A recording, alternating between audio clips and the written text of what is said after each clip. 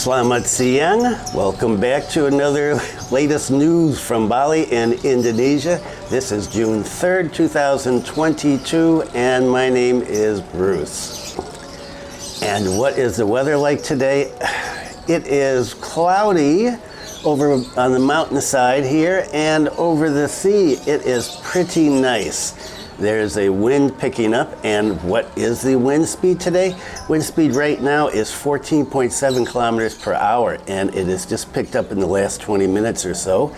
And the temperature is 30.8 degrees Celsius, not too bad, and the humidity is 70% and rising. Are we going to see rain today again? I hope not, but there's a good chance, I think. Yesterday I had a great lunch and a few drinks with Chris and Susan from Australia, and thanks very much. I really enjoyed it, and I'm always happy to meet people who follow the channel and happen to be up here in Singaraja. If you are, give me a call and we can get together and have a chat. Always a lot of fun. So what are things looking like as we enter the first weekend of June? Looking pretty good. Let's take a look at the numbers. The numbers are steady. National new cases, 304. National recoveries, 334. National deaths, 6. Wow, is that right? Bali new cases, 11. Bali recoveries, 6. And 0 deaths recorded in Bali for yesterday. And so, good news on the numbers. They are remaining stable. We're not seeing a big drop, but we're also not seeing the increase. And so that's good as we get farther and farther away from that Eid holiday. And so we are now a month away from the Eid holiday, and things are looking good. And so that is a reason to be positive. The main story today is about the governor and his plans for Bali as we are rolling into, well, what we hope will be a first high season since the pandemic started. Bali monitors tourism businesses violating local culture. So the governor the other day said that the provincial government is set to establish a joint operation team to keep in check businesses in the tourism industry and enforce sanctions for those that violate local regulations. The governor said, "I will not compromise, and those who don't follow the rules will not be tolerated. Everything must stay in order." Okay, the governor is getting tough. The governor urges business owners to maintain the balance of nature, residents, and culture on the island of the gods. And there are 15 aspects of the local policies that must be adhered to by the businesses working in Bali in the tourism industry. All of what follows are based on a number of regulations. I am not going to name each one of them. If you're really interested in which regulation pertains to what, you can read the articles yourself. I'm just going to talk about the main points here. Number 1. The regulation overseeing the use of Balinese script for nameplates, rooms, and tourism and business facilities. That's going to be interesting. And, well, that's done in a lot of places anyway. Good to see the governor keeping Balinese language alive and in use. The second main point, the use of traditional Balinese wardrobe on certain days. Traditional Balinese clothing will be worn on Thursdays, full moon days, and Tilim days, and I've discussed this before. And another one on clothes, using Balinese endek woven fabrics, Balinese traditional woven fabrics every Tuesday. So 2 days a week you've got to wear some Balinese clothes. And the next one, regulating the use of ingredients in alcoholic beverages. This is for arak, using arak on processed drinks made from Balinese arak. And the governor wants arak to be thought of with Bali. It is a Bali brand, just like soju in Korea.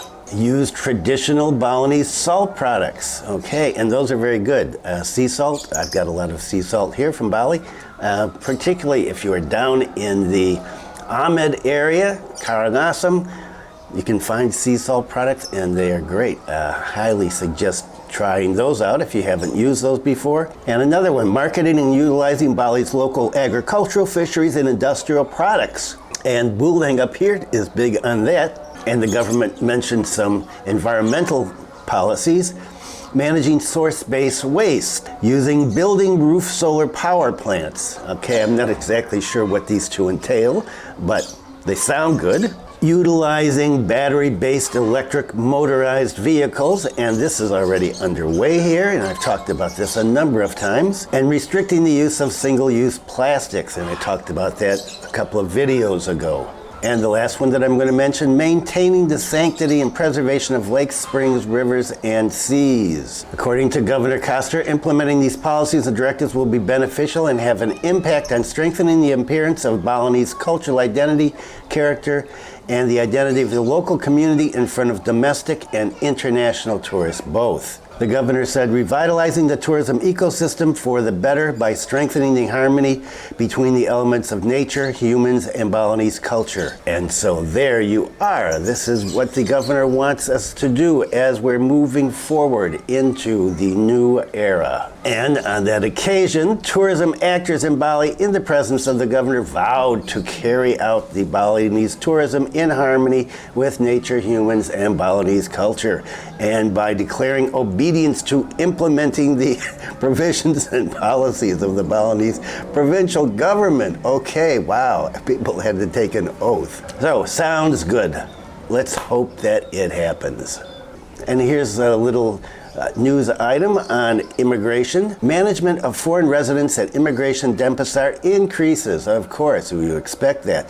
The foreign citizens, WNA, and if you are new here, foreigners are often referred to as WNA, and that means that you're just from another country. The foreign citizens' residence permit at the Denpasar Immigration Office has been busier than usual in the past few weeks. This is because the number of foreigners applying for residence permits in Bali have been steadily increasing. All of this was confirmed by the head of the State Permit and Immigration Status Section of the Class 1 Immigration Office at TPI Denpasar. He said the number of applications for foreign residence permits occurred after regulations regulated to the abolition of the quarantine and the expansion of the VOA. He said foreigners who want to enter Bali are starting to increase as they apply for residence permits. He said during the April-May period they were getting an average of 300 residence permits every day, which includes the VOAs, visit permits, and others. He explained that the extension of the residence permits,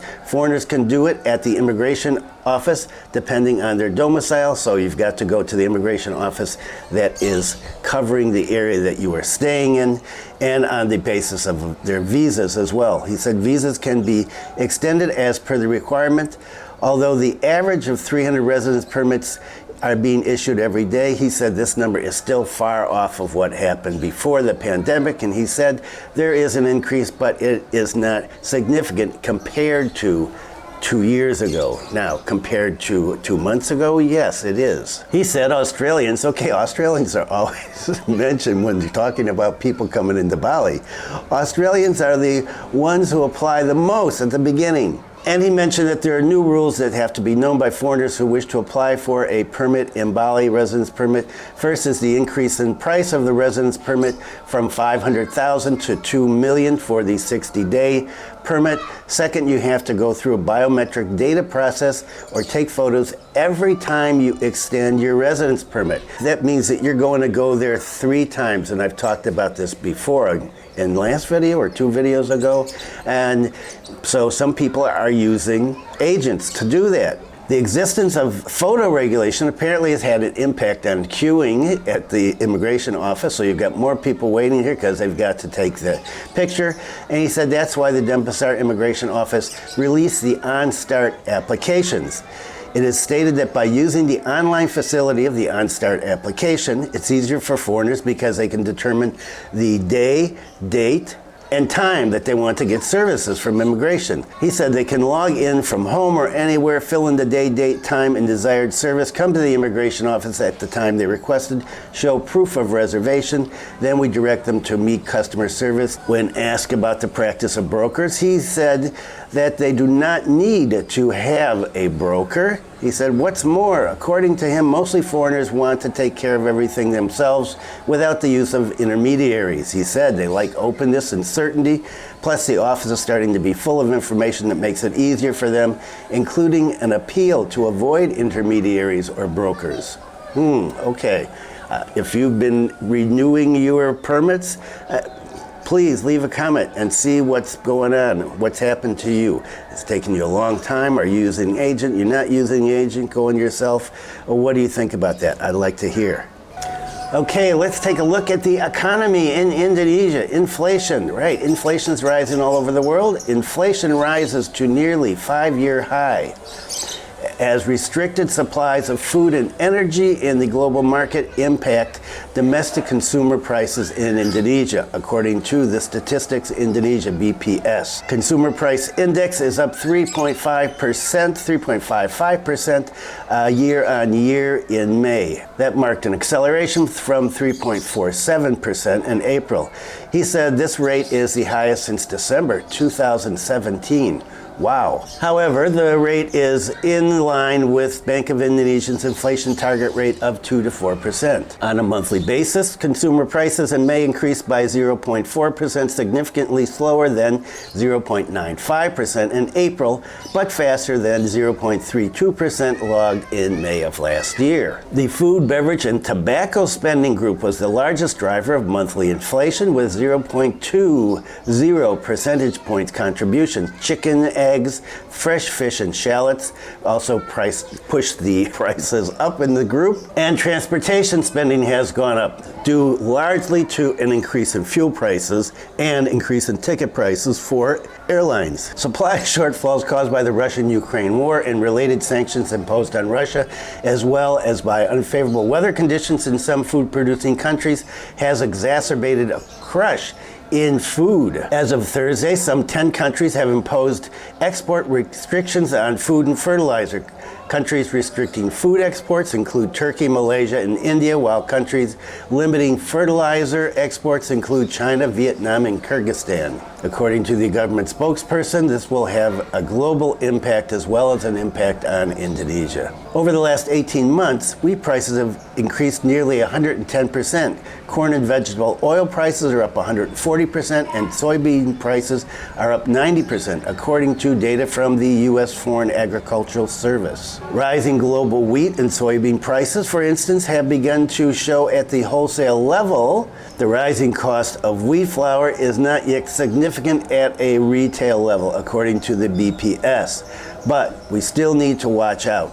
Bank Mandiri economist Faisal Rahman said that he predicted a further increase in inflation in the second half of this year, mostly due to rising demand amid an accelerating economic recovery. And so, if you've noticed prices going up, you are not mistaken. They are, and they're going up all over the world, unfortunately.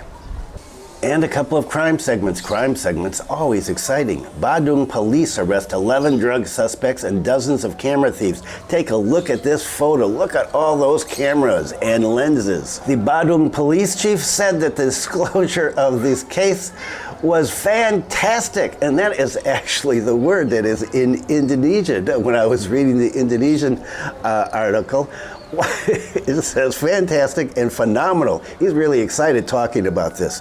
So, why is it fantastic? There are 5 cases of stealing, 1 case of theft, 1 case of ordinary theft, and 3 cases of stealing. Okay, I'm not sure about these distinctions. For narcotics cases, there were 5 cases, so a total of 11 people have been grabbed. In relation to the cameras, the lenses, the laptops, the jewelry, the cash, this happened because the perpetrators were targeting villa tenants, both Indonesians and foreigners. They would break into the villa, steal the goods, and take off. He said the most phenomenal, and that's the word that isn't used in Indonesian, the most phenomenal stolen are cameras that are always carried by tourists, and jewelry, as I mentioned, and branded watches.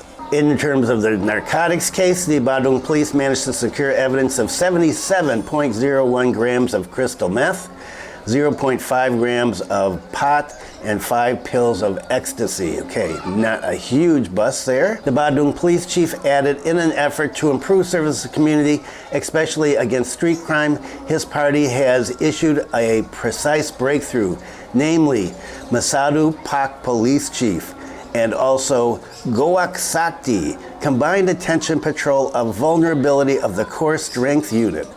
And this is going to be carried out during crime-prone hours, so you should be seeing more police presence. If you're living in one of those areas and where are people hitting places, well, where you've got a lot of foreigners and, well, domestic people too, with some money renting these fancy villas down in Canggu and Seminyak and so on. The chief said, "We firmly say there is no room for street criminals in the jurisdiction of the Badung police." Good for him, getting tough on crime. And some more on crime in Indonesia. BNNP Customs bust drug smuggling rackets in Medan, Denpasar. So the Balinese Provincial Narcotics Agency, that's BNNP, and the Finance Ministry have busted drug distribution networks in Medan and Denpasar that were allegedly smuggling marijuana using courier services. Wow, people will go to any lengths to get the drugs around. The Bali BNNP and the ministry's Bali and Nusa Tenggara Regional Office of Customs and Excise collaborated in the cases and seized more than 3 kilograms of drugs from couriers and dealers, including a surfing instructor. And get this, I love this part of this. Based on observations made at several locations, investigators arrested DS, that's his initials, 33, and seized 738.34 grams of marijuana from him. He claimed that he was following the instructions of a surf instructor named Eddie. The agency's examination showed that the surfer was allegedly using marijuana to alleviate his fatigue after exercising. Okay, tired from surfing? Smoke some pot. The head of Bali BNNP, Pak Putra, said Bali's beaches are indeed synonymous with surfing. This case is not the first. This has become our basis for intensive investigations at surfing locations. There is an investigation which has shown that people who have surfed are tired. At night, they usually partake in marijuana. Oh, you surfers. The notion of marijuana, he said, is still a challenge for law enforcement. Some say marijuana makes people calm and creative. The concept is not true, and many have denied it. In the second case, the two agencies were keeping an eye on marijuana packages sent by courier service from Medan, North Sumatra. Based on information obtained from the North Sumatra BNNP, KBS, that's the perp, was arrested in Denpasar on May 19th, and 11 packages weighing over 2 kilograms of marijuana were seized from him. Okay, there's some pot. He said he ordered marijuana from a man named Abang from Medan. Head of the Bali and Nusa Tenggara Customs and Excise Office said the uncovering of the drug trafficking networks in Medan and Denpasar was the result of all agencies' cooperation. Okay, so if you're a surfer and you're taking drugs, you better watch out, because it sounds like the cops are going to be watching. And we always have to have a Sandiaga Uno segment. What will you do without him?